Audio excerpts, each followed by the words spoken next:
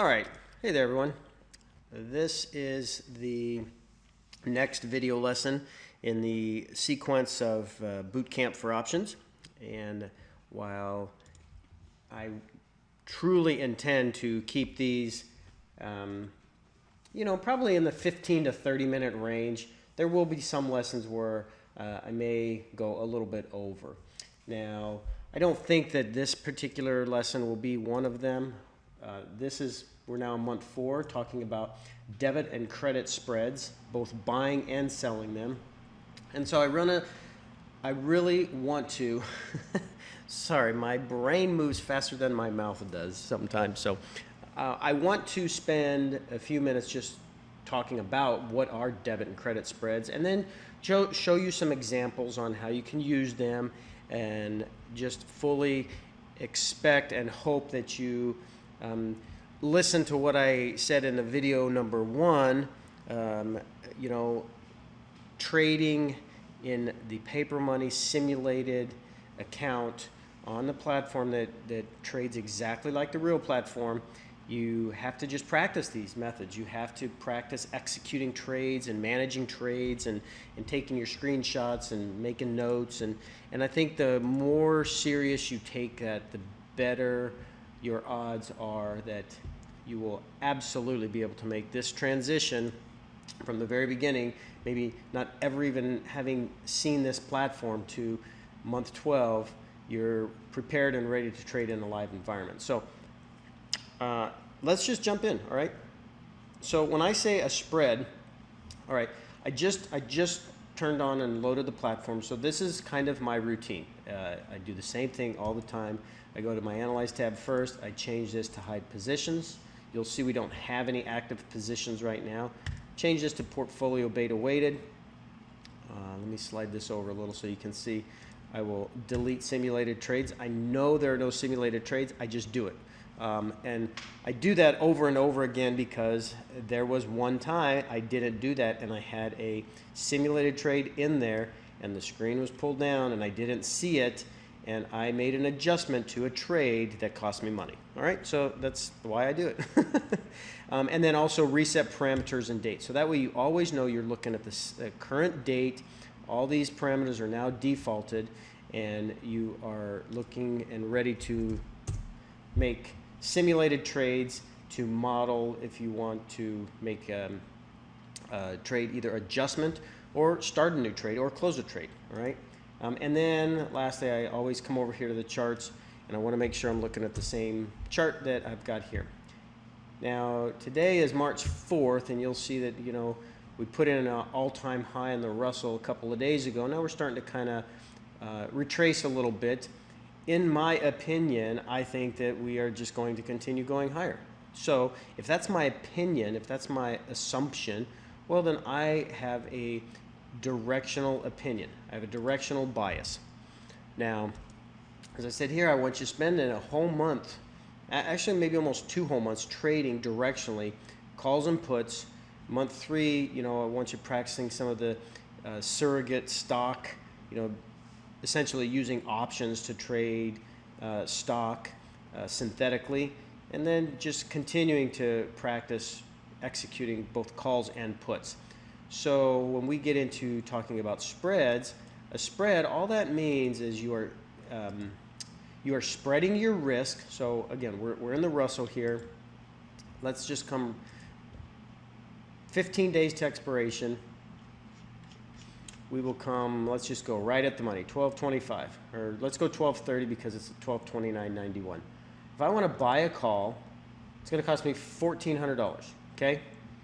If I want to sell a call, I'm going to receive a credit of $1,420. So that spread, that difference right there, is just the difference between the bid and the ask. That is not the spread I am referring to when I show you this debit and credit spreads, or straddles and strangles. These are spreads. Ratio and back spreads are spreads. Calendars are spreads. Diagonals are spreads. Condors are spreads. They're all spreads, and all that means is that you are buying one and you are selling another. It's not going to be the same strike price, but if I buy one call and I sell one farther out, or if I, sell 2 calls here, I buy one here and I buy one there. That's just a spread. You are spreading your risk, so you are further reducing your margin requirements. And let me just show you what I mean. If I come here to risk profile, uncheck everything. If I buy a call, I have defined risk to the downside. And I'm going to make this a little bit bigger for you there. I have defined risk to the downside. Okay, so if I padlock this, $14.50 is the purchase price, $14 is the selling price. I have a $1,450 absolute true risk to the downside. I have unlimited profit potential to the upside. This green line is our expiration graph of what we will theoretically make if this trade goes all the way to expiration. It settles anywhere along this green line. That's going to be our profit or our loss. So right off the bat, you can identify what your trade is constructed, what your cost basis is, if you will, on this trade. Now, what if I wanted to sell that trade? I think you will see that you have now exactly flipped this on its head, right? So I buy this. Well, if I sell that, I'm coming right at the money. Well, now I have defined profit potential. The most I will ever make is $1,400. That is a credit that I received. That was credited to my account. And in exchange for receiving that credit, they're going to hold me back this amount of margin right now. Again, this is a portfolio margin environment. So if I switch that to like a retirement account, it would be illegal. All right. You cannot short options in a retirement account. And so you'll see why is because you have unlimited loss potential to the upside. If this thing just took off and you sold a call, well, you'll margin call your account. And nobody ever should margin call their account. I have. I'm sure many of you listening to this have, but there's no reason to. So they'll make it illegal in a retirement account. Portfolio margin account's another story. And so you'll see that I could execute that trade. It would cost me $12,000 to potentially make $1,400. And if the market just kind of dropped off, you'll see that that's what I would make by expiration. So when you start talking about a spread, if my assumption is that I think the market is going to go down, all right? So right off the bat, that's my assumption. That's not my true assumption, all right? But let's just say for this example, I think that the market is going to go down, and I think that it's going to hit 1,200 before it hits 1,250, okay? So that's my if-then statement, if Russell hits 1,200, then I'm going to, close a trade because I think it's going to hit 1,200 before 1,250. So then what you'll do, this is a debit spread. You get rid of those. You come in here to your option ladder, and let's just say I came right at the money, 1225 or 1230.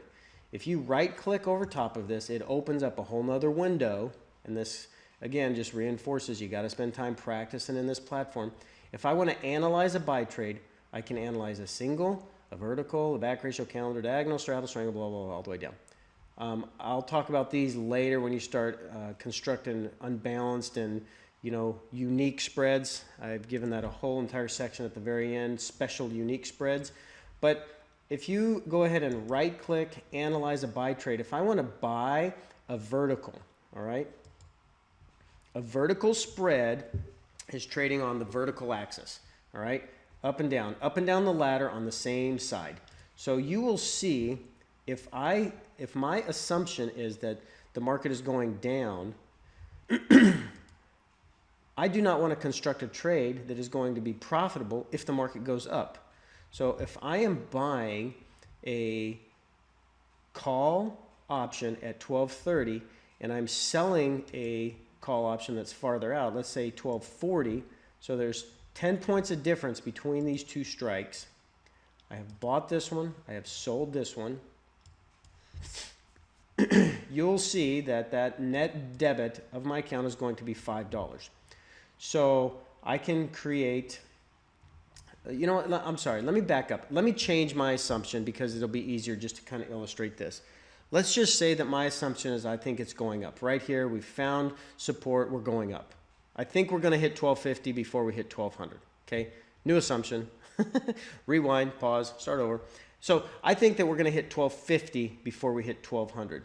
So now what I have done is I will say, okay, I think that instead of spending $1,450 to participate in a move like this, to where if we hit 1250, I'm going to, theoretically make about $1,500 or $1,300. Instead of spending that much money, well, let me go ahead and buy that same one, but I want to sell one farther out. And look at the profile, how that has changed now. So now my true absolute risk is only $560, but what have I done is I've put a cap on my profit potential of $440. So what I have done by doing this, so in exchange for reducing my cost basis from $1,450 all the way down to $560, well, what I've done now is I've exchanged unlimited profit potential for defined profit potential. And in my opinion, you will learn that this is a much more relaxed way of trading, I think might be a way to phrase it. Because, if we're in this kind of a trade, when do you close it? Are you waiting till you're up 0.5R, 1R, 2R, 10R? When are you going to close it? Eventually you have to close this. Versus, let's say I do a spread, all right? So now this is my defined risk, 490 or 500.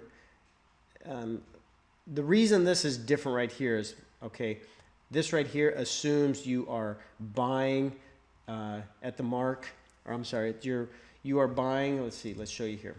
You are buying at the ask, you're selling at the bid, and so you're essentially paying market price. You'll see that the mark right now at 1230 is 1410. So let me just adjust that to 1410. And you'll see that the mark for 1240 right here is 910. So let me change that to 910. All right, so now what you'll see is you've got a $500 trade, which is what is illustrated right here. And you've got basically risk 1 to make 1, risk 500 to make 500. So if you start this out right here, and now all of a sudden your trade has moved, wildly in your favor. Now you're all the way up here to 1250. You've hit your area on the chart that you think it's going to. Well, guess what? You're halfway to your maximum profit potential. You can either close it, you can reduce this and bring it up, you can move it farther out. I mean, there are definitely all kinds of choices and options you can do, versus you just have unlimited profit potential. Because let's face it, here's going to be the danger. Hey, you know what? I'm up $1,000. I'm going to wait till I'm up 2,000, 3,000, 5,000. You get very greedy when you see this chart that begins to look like this, because I've been there, we've all been there. You go like this, you go, wow, oh man, I hope we just crash forever. Look, I'll have, $100,000, blah, blah, blah. Come on. I mean, that's a game that you can't be playing. This is a business. If you want to be a professional, if you want to make money at this, what you have to do is you have to start saying, this is how I'm going to address this. And what I am going to trade is say, okay, I've got $1,400 of defined risk in a long call, versus let me just do a debit spread. Now I've reduced my risk, I've got defined profit potential, and it's still got a good R to R, okay, 1 to 1. Now, let's say that you want to just go a little bit farther out. You really think it's going to go. You're strongly convicted. Well, now let's say I want to go to 1250. Analyze buying a vertical spread. That's a debit spread. You're debiting money out of your account. So you're buying one strike. You're selling a strike farther out. Well, now you've just further cut your margin in half. So now it's going to be a $250 trade.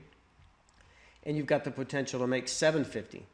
So now, it can be a 3R win. So the point to all of this is a debit spread allows you to take a directional opinion about a trade, spread your risk down, reduce your cost basis, and right off the bat begin to construct, all right, I've got defined risk, I've got defined potential, now I have to manage my trade. Okay, so let's go back to the assumption I said in the beginning. Well, I think we're going to collapse. We're going to head all the way down here to 1200 before we hit 1250. So what kind of trade do you think I would construct in that scenario? Well, if I came right at the money and if I said I want to buy a vertical spread on the put side, it's the same thing. You're buying one, you're selling one farther out. Your cost basis on this is only going to be 360, okay, compared to, let's say we are buying it on the call side, 1225, 1235, it's 560. And here's a question that I'm not going to answer because I want to hear feedback and I want to get some emails, and I will answer it eventually at some point. I'm just not going to give you the answer right now. Why are these two prices so different? And I want somebody to let me know or put a post in the forum or tell me why. You know, we're essentially taking the same opinion, right? I am saying I think on the call side it's going to go up before it goes down, versus on the put side I think it's going to go down before it goes up. Why are these prices so different? You have the same setup, right? You're coming right at the money. You're buying on the put side at 1225, you're selling at 1215. On the call side, you're buying at 1225, you're selling at 1235. So the example is the exact same. It's just, you know, one is going up and one wants it to go down. So why the price discrepancy? Why the price difference? Okay, so think about that, practice on that. But if we want to go for a put debit spread, now all of a sudden I've said I'm risking 340 to make 660. And it becomes the conversation of what is your style of trading. Are you a set and forget it type trader? Are you going to position size according to your account? You're not going to adjust this at all. It's either going to win or it's going to lose. And based upon your technical analysis skill set, you're able to, you know, win or pick more winners than losers in terms of direction. If you're better than 50-50 on your technical analysis skills, well, look at how easy or how simple the trade construction becomes of, well, all right, you know what, I'm a pretty good chartist. I can read the tape pretty well. I can construct and check out how the price is moving. So if I'm better than 50-50 on pick and trade direction, well, now it just becomes the matter of, well, let me construct an option trade that at least gives me better than a 1-to-1 R, and cha-ching, right? I mean, money in the bank. So if you're that kind of a trader versus somebody that says, all right, well, I'm risking 340, that's the maximum I am able to lose. I will never lose more than $340 on this trade, regardless of what the market does. But if I'm up $34, if I become up 10%, I'm going to be happy with that, and I'm going to close it, keep my profits, or maybe I want to wait. Maybe I want to wait till I get to be 20% or 30%, whatever you define as what fits your personality. Then you close up the trade and keep your profits. Regardless, there are many different ways to trade these kinds of options, and I think that becomes part of the complexity and overwhelms traders. Just take your assumptions. You know, either you're a directional trader or you're a non-directional trader. Because please hear me clearly. By the time we get down to here, I am going to absolutely have you understanding directional trading, non-directional trading, how to construct all of these different types of spreads, how to manage them, and put the best equipment in your arsenal of being able to successfully trade options. All right, that is my desire and that's my intent. So when you get that assumption and you get that bias out of the way at the beginning, then it just becomes, all right, now I got to execute my trade. I got to plan my trades. So that is only the that's only the buying the debit spreads. So when you're debiting, you're essentially executing a vertical spread. You're buying one strike, you're selling another. And I showed you this example here. I went out of the money. All right, so 1250 is out of the money on the call side because 1250 is higher than what the market is currently trading at. However, 1250 is in the money on the put side because the price is lower than what your strike is. And Thinkorswim does a great job of just shading that for you. So you'll see that all the shaded stuff on the left-hand side is in the money. All the shaded stuff on the right-hand side is in the money for puts. And all the unshaded stuff is out of the money, okay? So if I come out of the money on the call side, if I analyze buying a vertical debit spread, I'm buying one, I'm selling one farther out. So logic will tell you that if I do the same exact thing, if I analyze selling a vertical spread, all right, what do you think that's going to look like? Well, it's going to be a credit. You're going to take a credit into your account. You're selling that same strike, 1250, and you're buying one farther out. So it's the exact same opposite of this, okay?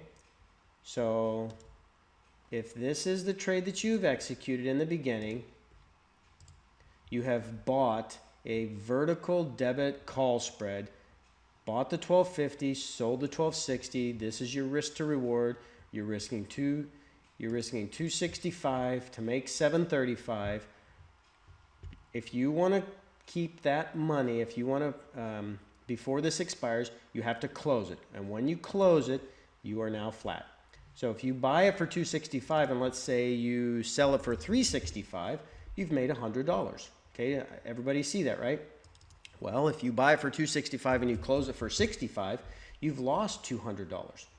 So if this is the trade you have purchased, before you close the trade, you have to sell it. You have to sell what you bought. Well, we're just doing that in reverse when we sell vertical spreads. We are selling it first, and then we have to buy it back in the future. So now you'll see in the beginning, I will receive a $265 credit to my account, and before this trade closes, I have to buy back that spread. Now, if I can buy it back for cheaper than what I sold it for, well, look what happens. I make $200.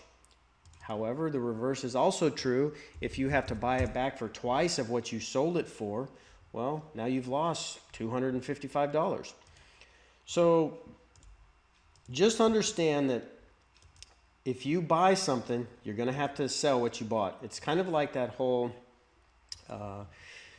retail inventory management, if you will. You want to buy wholesale and sell retail. It's the same concept here. I want to buy something as cheap as I can, and I want to sell it for as much as I can. If I'm doing that in reverse, then I want to sell something for the most I can get out of it with the intent that I'm going to buy it back at a cheaper price in the future. And in the future just means between now and the next 15 days, not March 15th, this little 15 in between the last trading day, between the next 15 calendar days, I need to buy back what I've sold. So what you'll notice is right off the bat, this risk profile looks entirely different than what we saw analyze opposite trade than what we saw here. Looks totally different. The R to R for buying a debit spread is great. The R to R for selling a credit spread sucks. I mean, pardon my language, but right, I'm risking $740 to make $260. Who wants to do that? That is ridiculous. Okay, but hold on just a second. Think that through for just a minute. Remember what I said about trading straight calls and puts, when you'll see that I'm going to come out here and I'm going to explode what rebuild what I've got showing you down here. So if I sell the 1250, and I'm buying the 1260, what is the mark here? The mark is 550. So I'm selling that for 550. The mark here is 292, we'll just say 295. So right off the bat, you'll see that we've got if I credit 255,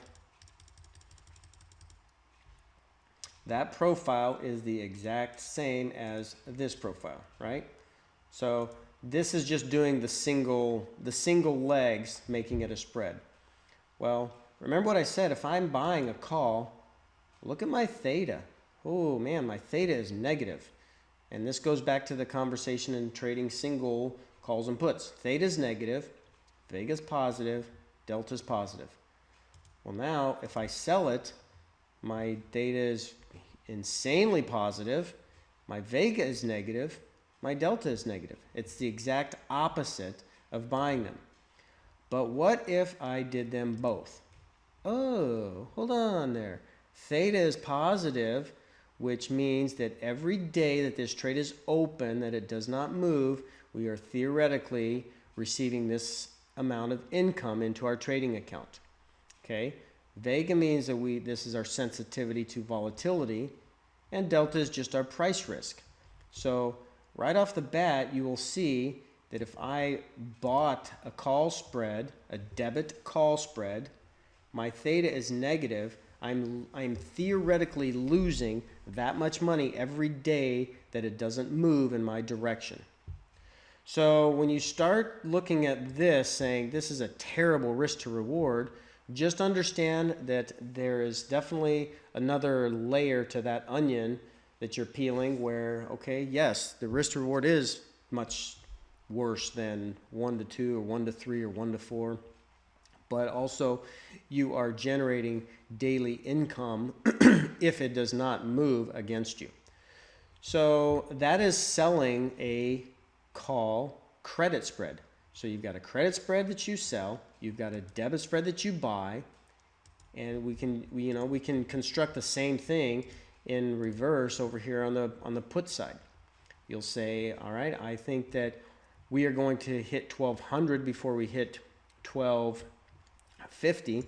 So if I want to analyze buying a vertical put spread, I'm buying the 1200, I'm selling the 1190, cost me $165 to potentially make $835. Okay? If I did that compared to if I analyzed an opposite trade, so again, if I purchase something for $175 and I sell it for $350, well, I've made $175 on a trade that moved in my direction. If I start the trade out at the beginning saying, well, I'm going to sell it for $175 with the hope of I'm going to buy it back cheaper for $75, well, I'm going to keep $100 on my $175 credit. So you'll see that it gives you completely night and day, two completely opposite assumptions. If I think it's going to go down, and I'm highly, highly convinced, and I have a strong conviction that it's going to move. And again, we can be talking about anything here. Forget about this just being the word. It can be Apple, it can be Priceline, it can be SPX, it can be BABA, it can be whatever you want. Let's just say that if I have a strong conviction, well, I might be more inclined to put on a called debit spread because the risk to reward is significantly better. But I have to be aware that I'm losing money every day. It doesn't work in my favor. Versus, say my opinion is, I don't know. It might, but I still think we're going to go sideways to up. Well, now I've put on a credit spread, a put credit spread. I still know my maximum potential loss. If it goes against me and the market drops, 30% in a day, well, I know the most I'm going to lose is $830. And the $830 is just the difference between the two strikes. You have 10 points between the two strikes, which equates to $1,000 minus whatever your credit is that you took in. So if you took in a $170 credit and you have a $1,000 maximum margin, well, your true risk is $830. So if I still know what my true risk is, but then now I also have identified what my maximum profit potential is as well. My maximum profit potential is $170. I will never make more than $170 on this trade. So if I were content with buying it back for $1 and I've made $70, well, you have to calculate I've made $70 on 830 of maximum risk, which is 8.5%. That might happen in an hour, in a day, in a week, you know. It really depends on how you construct these and how you set these up. So again, you know, we're coming up on about 35 minutes here. You'll see that this is not stuff that you're going to just get by going to a weekend seminar somewhere and pay somebody, you know, pay me. I've seen them. I've got the emails for them. I've had friends go to them. You know, you go to a weekend seminar, you drop $3,500 and you say, you know what, I'm full of excitement. I'm going to learn this. Somebody's going to teach me. They've guaranteed it to me. And you go to that kind of weekend seminar and you want to you want to just jump off the bridge because you're like, I am so confused. I don't know what this is. And this is why, because it's, you know, there's a lot of moving parts to it, and it will take time. It will absolutely take time.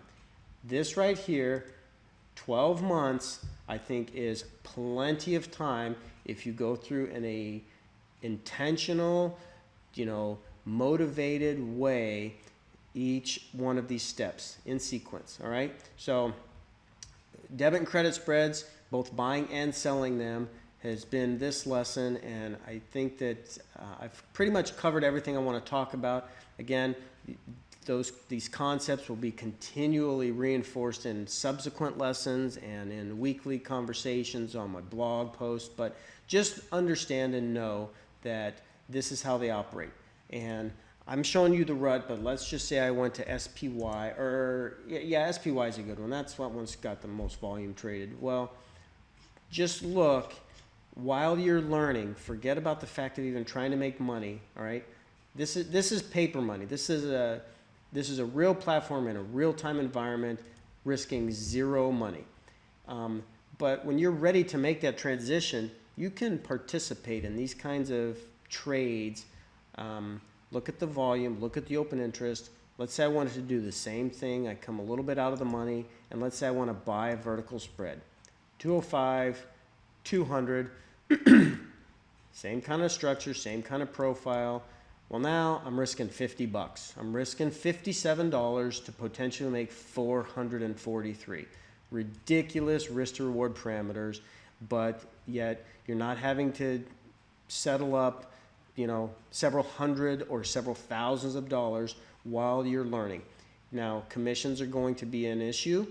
But at this point of the game, when you're transitioning from paper money to live money, you're not trying to make money. You're just trying to smoothly ease into that transition. So just know that I'm very intentional on walking you through this process. And these 12 months, I think if you take them serious, you will absolutely get it. So I'll have the next one coming. It's going to talk about straddles and strangles. Same kind of format. I'm going to show you how to buy them, how to sell them, how they operate, when you would use them, why you wouldn't use them, and just kind of talk about them in more detail as well. So I hope you've enjoyed this. I hope you've learned something, and I absolutely hope you ask questions if something doesn't make sense, okay? That's how you're going to learn, and that's how you're going to be successfully profitable at this. So have a great morning. Have a great afternoon, wherever you are, whatever time it is you're watching this, and thanks for listening. Okay, bye.